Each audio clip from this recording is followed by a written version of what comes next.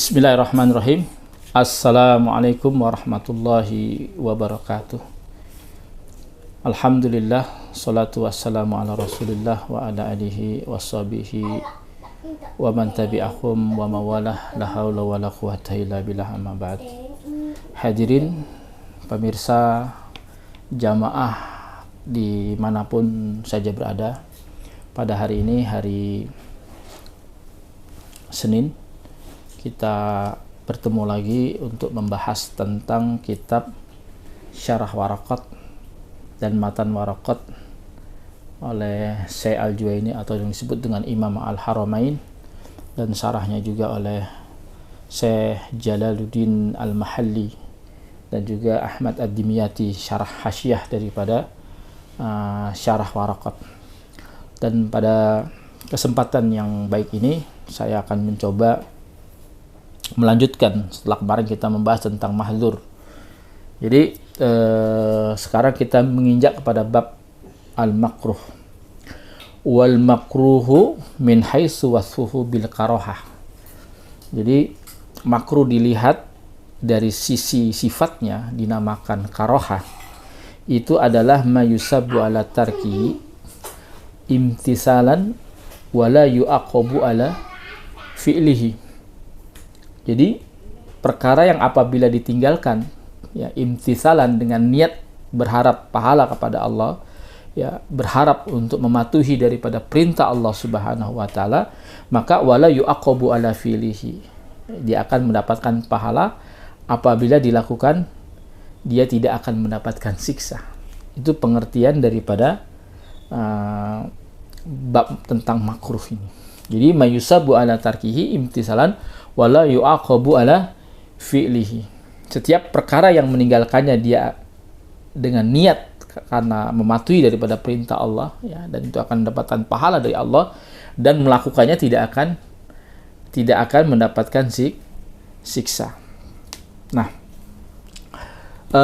kita coba melihat beberapa pengertian daripada karahah atau makruh ini di dalam kitab yang saya bawa, yaitu kitab As-Sulam, ya, yang dikarang oleh Abdul Hamid Hakim, ya, Ar-Rabi Al-Karahah wa hiya kitabullah ta'ala yaqtadi tarka biiktidaan ghairu jaziman, yaitu kitab Allah, ya, kitabnya Allah, ya, perkataan atau kalamnya Allah, yaqtadi tarku, yang menuntut, ya, untuk apa? Ditinggalkannya, ya, iktidaan, ya, ghair jazim, akan tetapi perintah untuk meninggalkannya tidak secara tegas, gitu. Jadi perintah untuk meninggalkannya tetapi tidak sampai pada sikap yang tegas, itu disebut dengan karoha atau makruh.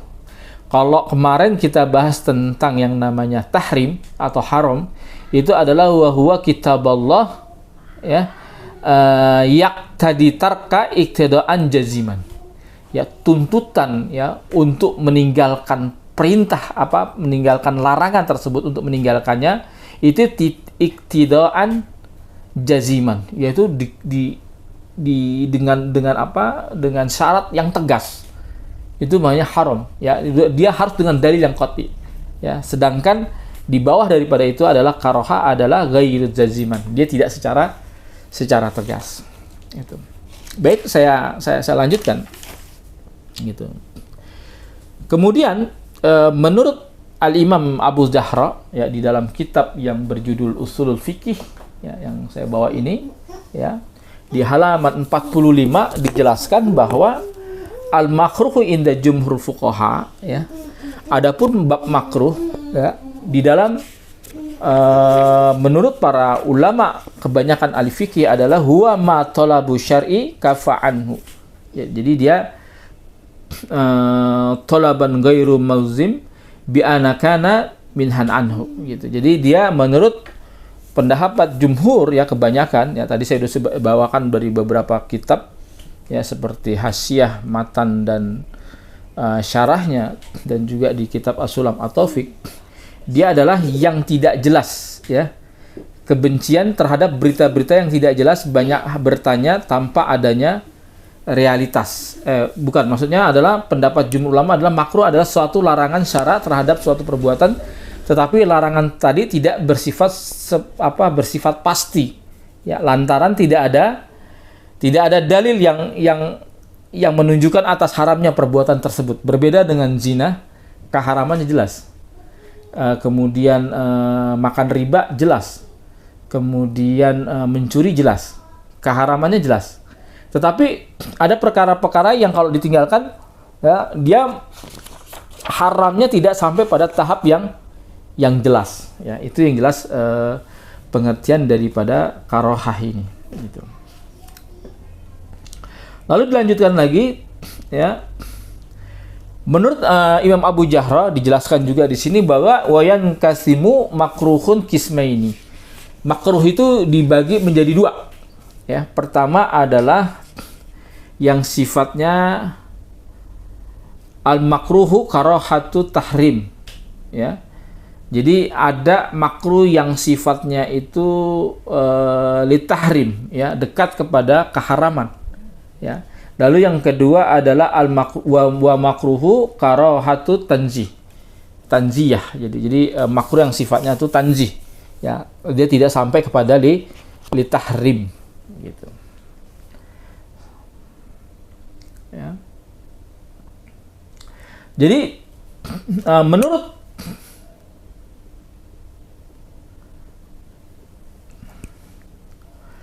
makruhu wa karahatut tahrim huwa muqabbalu lil wajib. Ya. Jadi makruh yang sifatnya karahat tahrim, ya, sampai kepada derajat sampai kepada hampir kepada keharaman, itu huwa muqabbalu lil wajib. Itu merupakan kebalikan dari yang namanya hukum wajib. Wa huwa ma, ya, sabatu talabul kaffi lazimu fihi bidalilil qat'i. Dikarenakan memang dalilnya adalah dengan dalil-dalil yang sifatnya qat'i, ya. Maaf ya, bidalili dzanni, ya, dengan dalilnya yang bersifat dzanni, dia tidak jelas, fihi subhah. Jadi di dalamnya terdapat beberapa yang sifatnya masih mengandung keraguan atau syubhat, ya. Seperti memakai sutra, cincin dari emas, perak bagi laki-laki, poligami bagi yang khawatir tidak bisa dapat berbuat adil kepada keluarganya. Nah, ini maksudnya kepada litahrim, karohah, makruh litahrim, gitu. Adapun yang kedua, karohatut tanzih wa muqabbalu mandub.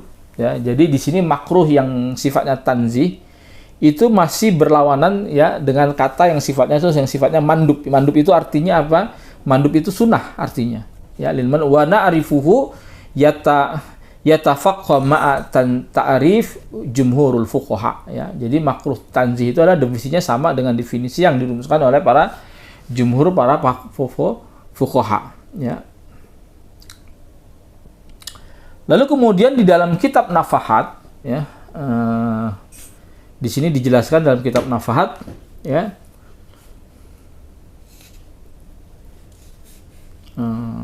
apakah ada perbedaan antara haram dan makruh tahrim, ya. Hukum haram yang ditetapkan itu berdasarkan dengan dalil qat'i, ya, arah maknanya adalah makna yang sifatnya pasti. Sedangkan makruh tahrim adalah dalil yang sifatnya dzanni, ya. Ini juga dijelaskan dalam kitab Nafat, dikatakan al-haramu mayusabbu, ya, nahyuhu bidalil qat'i wa la yahtamilu ta'wil wal makruhu karahatu tahrim mayusabbu ma sabata nahyuhu bidalilil yahtamilu ta'wil. Jadi kata di dalam kitab Nafahat dikatakan bahwa haram adalah suatu perbuatan yang memang dilalahnya yang dalam berdasarkan dalil-dalil qat'i pasti, ya, sedangkan yang tidak mungkin diarahkan kepada makna yang lain bitakwil, ya, la yatahmilu ta'wilan wa makruhu karahatu tahrim, ya, maka diarahkan kepada makna yang lain, ya, yaitu makruh tahrim adalah perkara yang masabata nahyuhu bidalilil yahtamilu ta'wil, ya. Setiap perkara yang dilarang berdasarkan sebuah dalil yang memungkinkan diantaranya kepada makna yang lain, gitu. Itu seperti itu.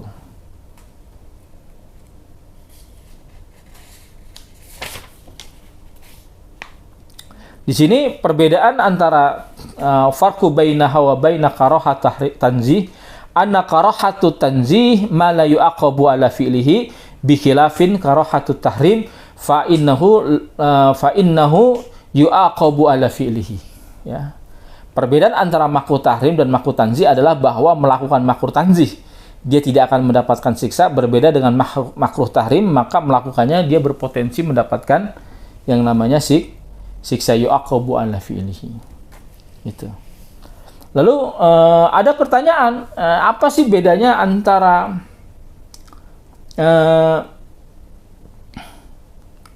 makruh dengan khilaful aula? Karena ada yang menyamakan antara makruh itu dengan khilaful aula. Ya, menurut para ulama usul yang mutaqaddimin ya di kalangan para fuqaha, keduanya sama.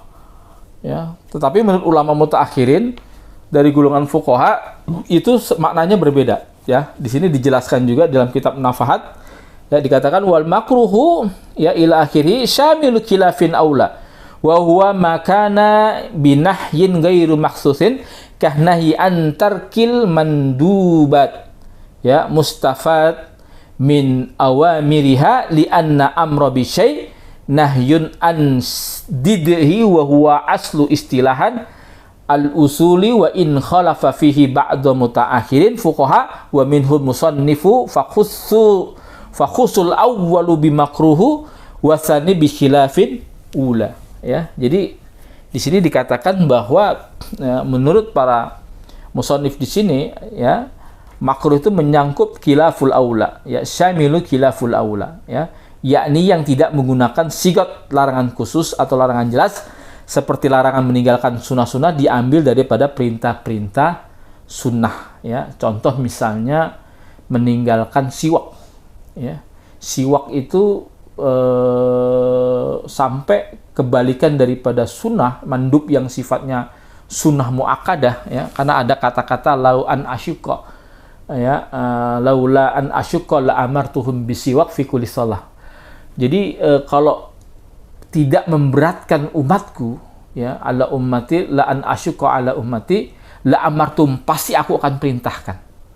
Ini ulama mendemikian walaupun dia menggunakan kalimat perintah yang bisa jadi al-amru al-aslu al-amru yadulu alal wujub ya, tapi bisa juga kemudian dia al-amru ya dulu ala nadab gitu. Di antaranya ini. Nah, kebalikan daripada itu adalah meninggalkannya makruh. Gitu. Nah, itu makruh yang dalam hal ini biasa disebut dengan khilaful aula. Gitu. Lalu kemudian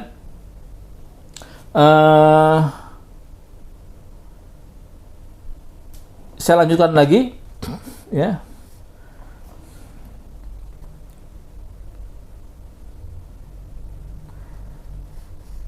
Karena perintah di atas adalah sesuatu larangan yang melakukan kebalikannya, ya. Ini adalah asal istilah daripada ahli usul meskipun tidak disepakati, ya kan? Bisyai'in nahyu biddihi min asli istilahan al-usul fa in khalafa fihi ba'di mutaakhirin al-fuqaha wa minhum musannifu faqussul awwalu wa makruh wa tsani khilafu aula, ya. Sebagian fuqaha mutaakhirin termasuk pengarang ya dalam hal ini, mereka menentukan yang pertama disertai dengan sigat larangan khusus dengan nama makruh, dan yang kedua tanpa sigat larangan khusus dinamakan sebagai khilaful aula. Ya, di sini contoh khilaful aula yang lainnya tuh misalnya begini, biar antum jelas ya.